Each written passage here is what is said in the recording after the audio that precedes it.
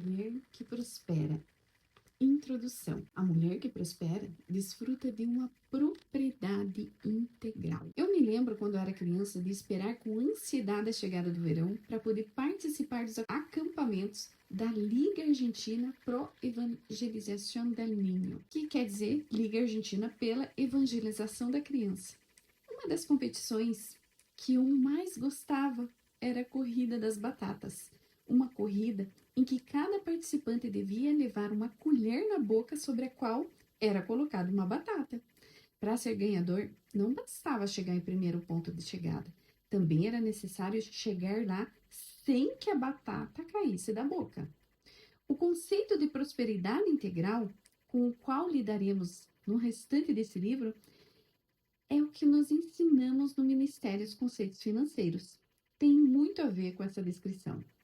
Na corrida da vida, além de alcançar sucesso em nossas metas financeiras, de trabalho e econômicas, também é vital alcançar essas metas, mantendo o resto da nossa vida intacto, no contexto do nosso tempo, talento e tesouros, tanto tangíveis como dinheiro, empresa e casa, quanto intangíveis, tais como o amor e o respeito dos nossos filhos. Não podemos deixar a batata cair. Desde 1990 tenho ensinado, aconselhado e escrito a respeito da prosperidade integral para pessoas de todas as camadas sociais e econômicas do nosso continente. Depois de viajar mais de 1 milhão de quilômetros pela América Latina e pelo mundo todo, percebo que muitas pessoas, especialmente os homens, agem como se o caminho da prosperidade econômica fosse uma corrida de 100 metros rasos. Tratam de alcançar suas metas no mais curto espaço de tempo possível. Arriscam tempo, talentos e tesouros para obter benefícios econômicos que, no fim, não lhes proporcionam a satisfação pessoal. A mulher que prospera desfruta de uma vida abundante. À medida que começamos a caminhar juntos ao longo desse livro, é importante que estabelecermos logo de cara que o caminho para a prosperidade integral não é uma corrida olímpica de 100 metros raros. A rota mais segura, até que a prosperidade integral, pessoal e familiar, é, na verdade, uma corrida de cross-country de 5 km de extensão e, além de tudo, com muitos obstáculos. Muitos acreditam que o dinheiro não traz felicidade, mas pelo menos ajuda. Pensamos assim porque geralmente nós, latino-americanos, não vivemos em uma sociedade de abundância como a europeia ou a norte-americana. Se assim fosse, perceberíamos que essa ideia, por vezes citada em contexto um tanto jocoso, origina-se de uma premissa equivocada, de um paradigma errôneo, a crença de que os bens materiais podem satisfazer nossas necessidades emocionais e espirituais, como, por exemplo, a necessidade de alegria, amor e paz. Essa premissa básica de uma filosofia de um mundo que normalmente chamamos de materialismo. O Senhor Jesus nos disse claramente em Lucas 12,15 que a vida do homem não consiste na abundância dos bens que ele possui. E essa é uma grande verdade. Fácil de ser dita, no entanto, profunda para se entender. Pense nisso. O dinheiro pode comprar a casa, mas não pode construir um lar. Pode pagar a educação, mas não pode ensinar a sabedoria. Pode facilitar os meios de um transplante de coração, mas não pode nos prover de amor. Ao longo desses anos, notei que, ao contrário das crenças populares, não é a pobreza que desintegra famílias. Do ponto de vista econômico, são as más decisões financeiras e as dívidas acumuladas que criam tensões tão altas que, eventualmente, acabam por destruir a relação matrimonial. Quanto somos pobres?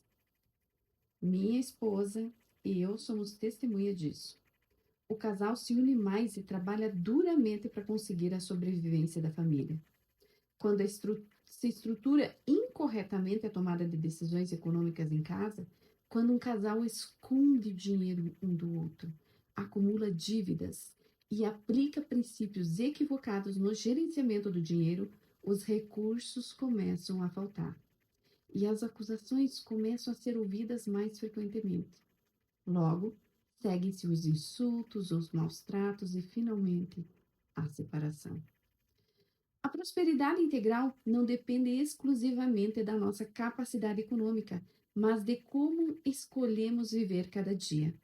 E ela tem mais relação com uma atitude do coração do que com o estado da alma, do que com o estado de uma conta bancária. Seria fundamental nos lembrarmos do seguinte: a tarefa mais importante da vida é justamente viver. E viver significa muito mais que meramente existir.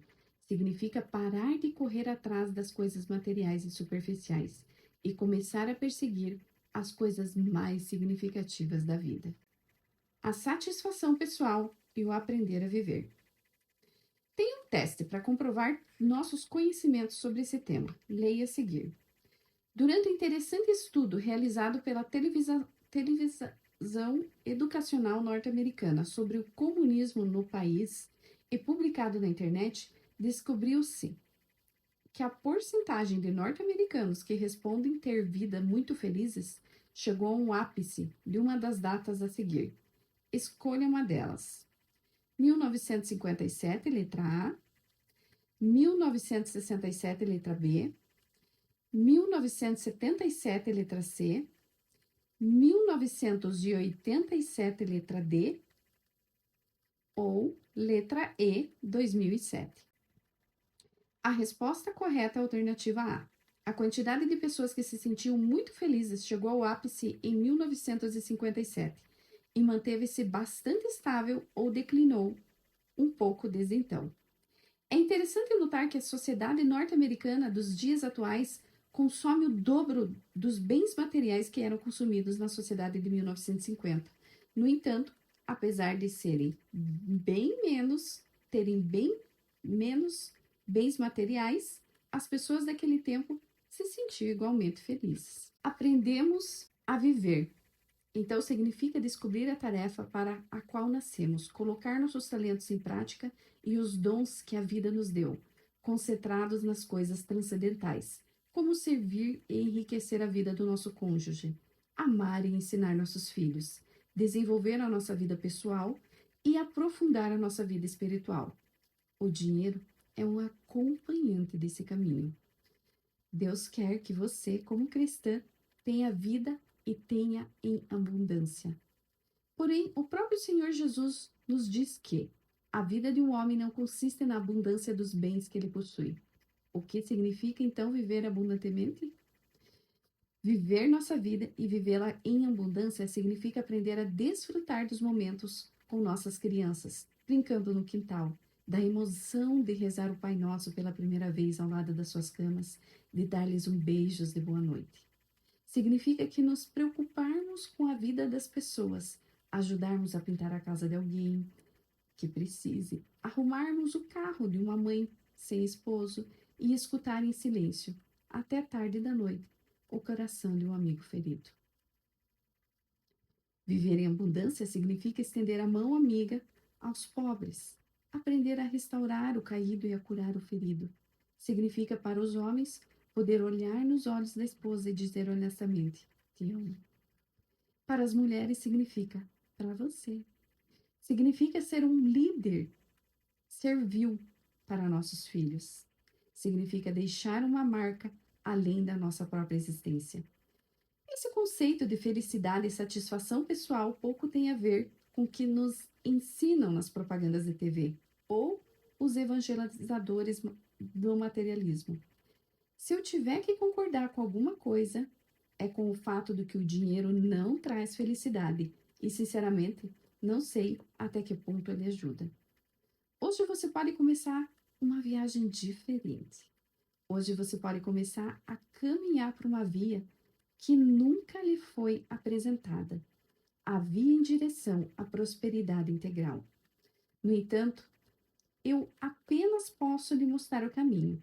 Você é a única pessoa que poderá tomar a decisão de segui-lo. Eu não posso mudar sua atitude com relação à vida, a dinâmica do seu relacionamento ou aos valores que mantém ancorada no nível econômico que está hoje. Se você quiser sair de onde está, terá que começar a fazer as coisas de forma diferente.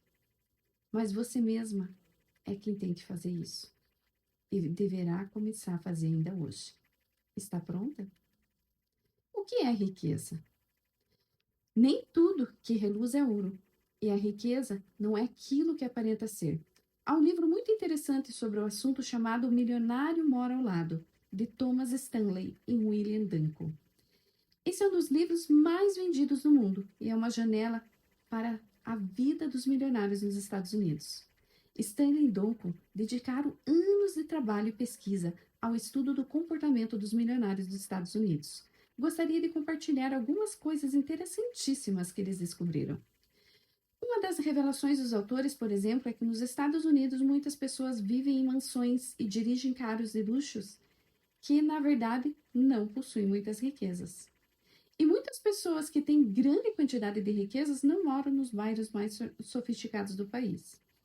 A maioria das pessoas faz confusão quando pensa sobre o conceito de riqueza. Riqueza não é a mesma coisa que entrada de dinheiro. Podemos ter um salário altíssimo e não sermos ricos, pois poderíamos estar gastando tudo naquilo que recebemos. A riqueza, no entanto, tem a ver com aquilo que você acumula e com aquilo que você gasta. E qual é o segredo para acumular riqueza? Raramente se trata de ter sorte de receber uma herança ou de ter um título universitário ou ainda de possuir um alto nível de inteligência. A riqueza, segundo Stanley Duncan, na maioria dos casos, tem relação com o estilo de vida de trabalho árduo, de perseverança, planejamento e principalmente disciplina pessoal. Nos Estados Unidos, somente 3,5% dos lares têm uma diferença de mais de $1 milhão entre o seu ativo e o passivo. A grande maioria dessas pessoas vive gastando menos do que ganha. Veste roupas baratas, dirige carros nacionais. A maioria desses milionários nunca pagou mais que $30 mil por um automóvel em sua vida. E investe entre 15% e 20% de sua renda.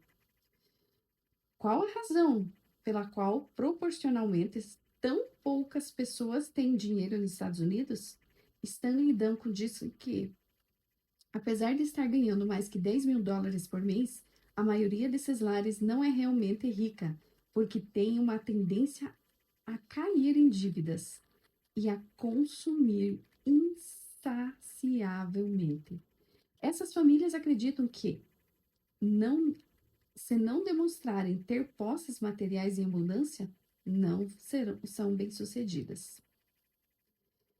Então, como você pode observar, a vida de um milionário nos Estados Unidos não é tão glamurosa como nos é apresentada na televisão ou nos filmes. Os pesquisadores do livro O Milionário Mora ao Lado dizem que as 3 palavras que representariam um perfil apropriado dos ricos daquele país são frugalaridade, frugalaridade e frugalaridade. Não significa que sejamos avarentos, mas que odeiam o desperdício.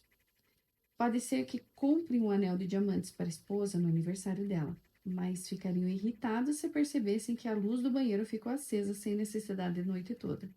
Como tornar a mulher próspera? Agora, entendemos que o verdadeiro significado da riqueza e o qual deve ser a nossa meta, quando se fala sobre ter uma vida abundante, podemos dedicar o resto desse livro a descobrir os segredos para alcançar a prosperidade que você tanto almeja. A sua prosperidade econômica e de sua família é como uma bela flor que tem 5 maravilhosas pétalas. Cada uma delas tem cores cálidas e atrativas, que fazem dessa flor um milagre incomum e encantador no mundo. Sem todos esses elementos, não seria uma flor tão bela. O mesmo acontece com o seu caminho para a prosperidade. Assim como todas as cores de uma flor devem estar presentes e se desenvolver em conjunto para que o milagre da beleza aconteça, da mesma forma que você deve trabalhar os ingredientes para a prosperidade integral. Este livro não contém os passos, mas os ingredientes. É como fazer um bolo. Todos os ingredientes têm de estar presentes para obter o resultado almejado. Se acumular muito dinheiro, mas se esquecer de viver, como cantava o famoso Júlio Iglesias, de nada valerá o seu esforço. Você tem uma excelente relação com seu filho, mas não pode fazer a vontade deles porque falta dinheiro, também não é uma situação ideal. Então, à medida que você for lendo o livro, em conjunto e pouco a pouco, você deverá trabalhar em cada uma das 5 áreas da sua vida, ao mesmo tempo. Quer saber quais são as 5 áreas nas quais você deve trabalhar para prosperar? Para isso, terá que seguir uma viagem emocionante e, inclusive, voltar no tempo para as terras do Oriente Médio. Vamos nos transportar para o século X a.C. Os segredos da mulher próspera são o legado eterno de uma mulher sábia, cujo filho se tornou rei no norte da Península Arábica.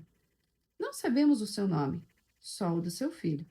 Porém, nos últimos 3.000 anos, milhões de pessoas no mundo inteiro foram beneficiadas com os seus sábios conselhos. Suas palavras, como as de poucas mulheres da história, ficaram guardadas para sempre nos escritos sagrados da Palavra de Deus.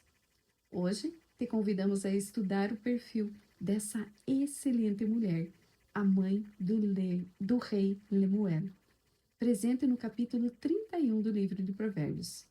Bem-vinda ao mundo das mulheres que prosperam.